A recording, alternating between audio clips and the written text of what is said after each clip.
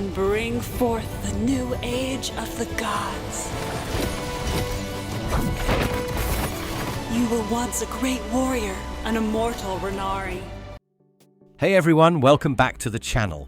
So, December 2025 is dropping some killer indie games on PC, PS5, Xbox Series XS and Switch 2.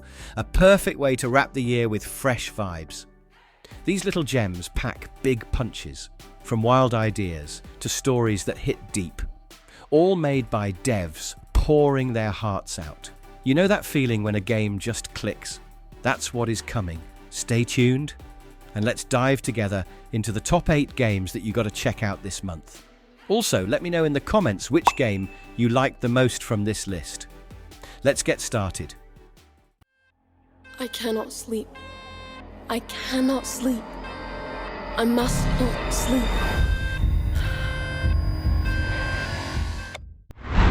Sleep Awake.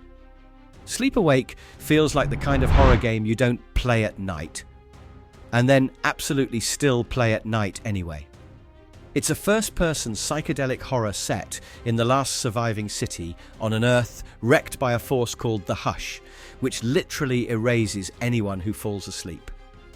You play as Katya, sneaking through this messed-up metropolis where people are experimenting on themselves just to stay awake forever, which is such a creepy sci-fi idea.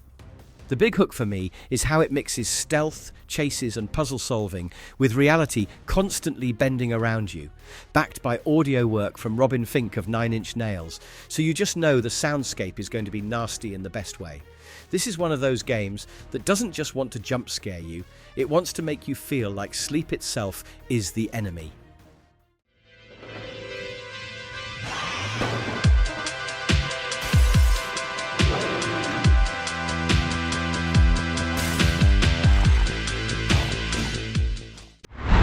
Kingdom of Night.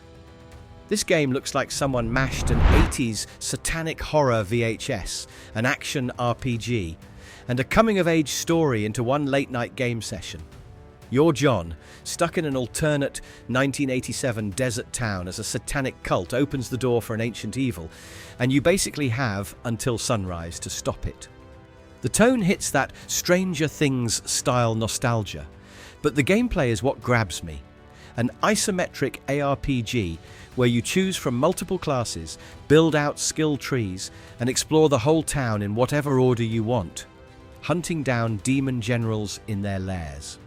There's a full solo experience plus local co-op, so it really gives that couch co-op demon-slaying vibe old school games had, but with modern build crafting and loot. It's the kind of thing that makes you want to sit down with a friend, crank the neon glow, and clear the town one creepy street at a time. It searches for something.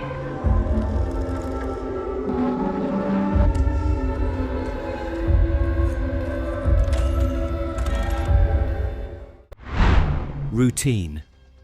So, Routine is that game people have been side-eyeing for what feels like forever.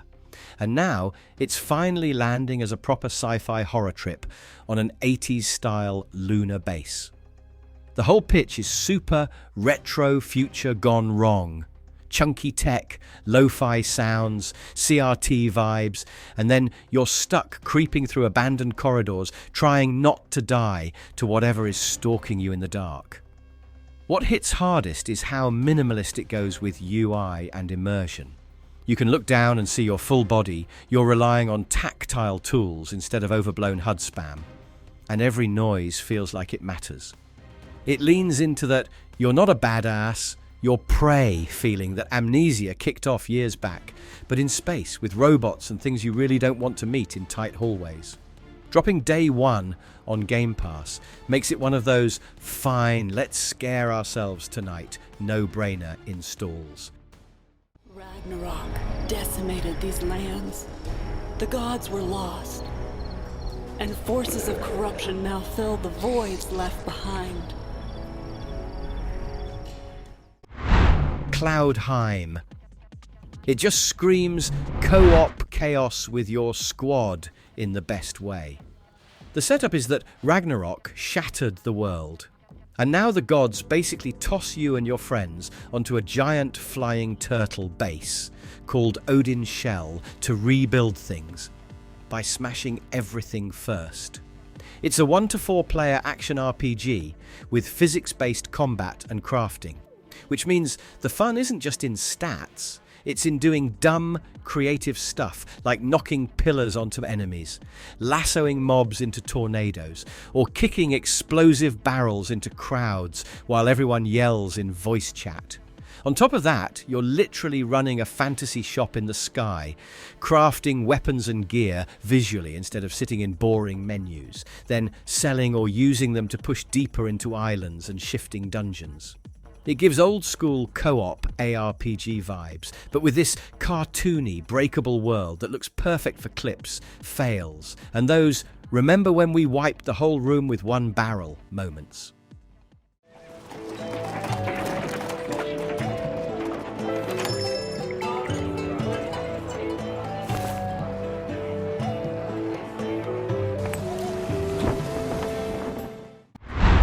Pirates Outlaws 2 Heritage. If you're into deck builders, Pirates Outlaws 2 Heritage feels like the next obsession game you swear you'll just play one more run of at 3 AM. It takes the roguelike card combat of the first game and blows it up with fusing cards, outfit-based relic sets, companions, and a whole mansion hub where you prep for expeditions. The fusion system sounds sick. Collect 3 of the same card, and you merge them into upgraded versions, which immediately scratches that min-max the perfect build itch. Early access already promises hundreds of cards, tons of relics, multiple heroes and classes, plus a first region called Pirates Bay with sea masters and giant creatures waiting to ruin your day. What pulls me in is that it's not just randomness. You're plotting sea routes, managing rations, revisiting islands, and slowly crafting that dream pirate loadout over run after run. It absolutely feels like something you'll boot for 10 minutes and lose whole evenings to.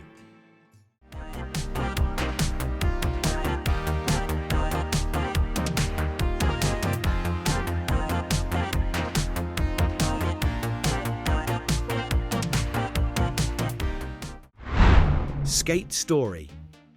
Skate Story might be the most, yo, just look at this game in December.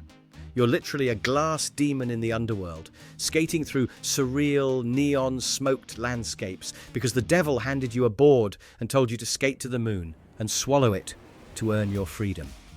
That's such a wild premise already, but the real magic is in how the skating feels and looks. Flowy tricks, shattering glass when you bail, and this dreamy art style that turns every run into something you want to screenshot. The PS5 version even ties into DualSense, using haptics to sell the grind of rails and rough terrain, which should make landing lines extra satisfying.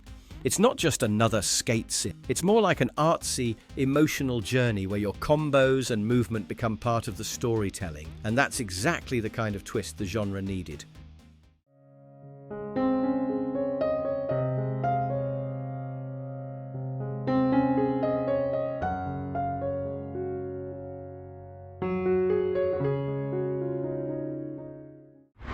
Unbeatable. Honestly, Unbeatable feels like it was made for people who grew up loving rhythm games and anime and want both cranked to 11. You play as Beat, a vocalist in a band in a world where music is straight up illegal, and the authorities are a fascist group trying to scrub sound off the map.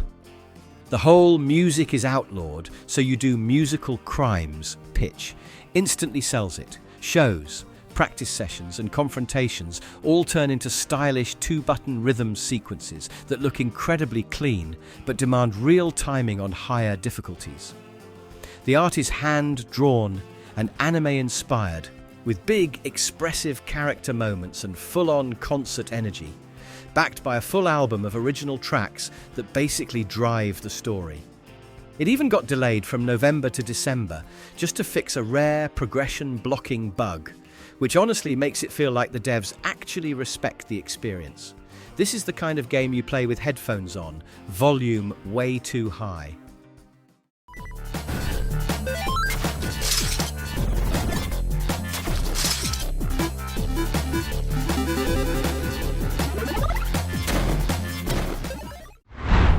Effulgence RPG. Effulgence RPG is one of those indie ideas that sounds simple on paper, but weirdly sticks in your head. It's a party-based RPG where enemies aren't just EXP fodder, they are literally your crafting material. You tear them apart and use their remains to forge better gear, which is such a grim but kind of genius twist on the usual loot grind. The wild part is that this whole thing is built in an ASCII-inspired style. So instead of flashy 3D, you're getting this retro, stylized visual language that leans heavily on imagination and readability, while still feeling modern in how it presents combat and exploration.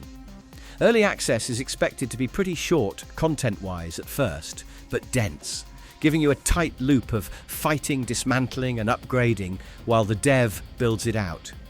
It gives big, early Undertale/Dwarf Fortress fan energy, low on visual fluff, high on smart mechanics, and vibes that reward players who like digging into systems. So that's all for today's video. December is full of new releases. Stay tuned for more gaming updates. Also, don't forget to like the video, subscribe to the channel, and mention in the comments about which game you liked the most from the list.